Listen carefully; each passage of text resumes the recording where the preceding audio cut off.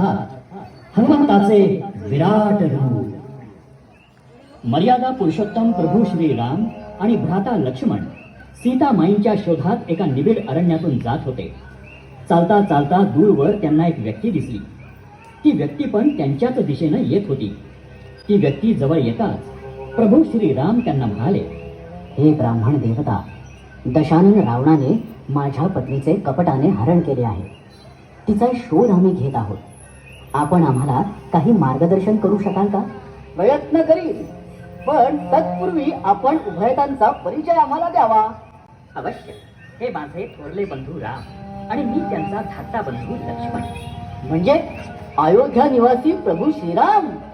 भगवंत, आपल्या दर्शनाने मी धन्य झालो. मी आपला दास हनुमान. मी त्या टेकडीवर उभा होतो. त्यावेळी मी आपल्याला पाहिलं. आपली चौकशी करण्यासाठी माझं मूळ रूप बदलून मी इथे आलो. म्हणजे तू पवनसूत हनुमान? होय प्रभू, आपण निश्चिंत असा. किष्किंधा नगरीचे राजे सुग्रीव, आमची सगळी वानर सेना या कामी आपल्याला सहाय्य करण्यासाठी सज्ज आहे. पण त्यासाठी आपल्याला सुग्रीव यांचा थोरला बंधू वाली, ज्यानं त्यांचं राज्य कपटानं बळकावलंय, ते सुग्रीव यांना परत मिळवून द्यावं ही प्रार्थना आहे प्रभू. हनुमंता, मी सुग्रीवाला त्याचं राज्य परत मिळवून देण्याचे वचन देतो. प्रभू, किष्किंधा नगरीच्या दूर अंतरावर एक मोठा पर्वत आहे, ऋष्यमुख नावाचा. सध्या सुग्रीव तिथे वास्तव्यास आहे. मी आपणास तिथे घेऊन चलतो. ठीक आहे, पण या स्थानापासून तो पर्वत किती दूर आहे? प्रभू, पण आपला दास आपल्या समोर असताना आपण चिंता करू नये. मी आपणा उभयतांना वायू वेगानं तिथे घेऊन जातो.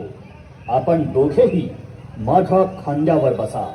असं म्हणून मारुती राया प्रभू श्री राम आणि लक्ष्मण यांना खांद्यावर बसवतात आणि विराट रूप धारण करू लागतात. जय श्रीराम.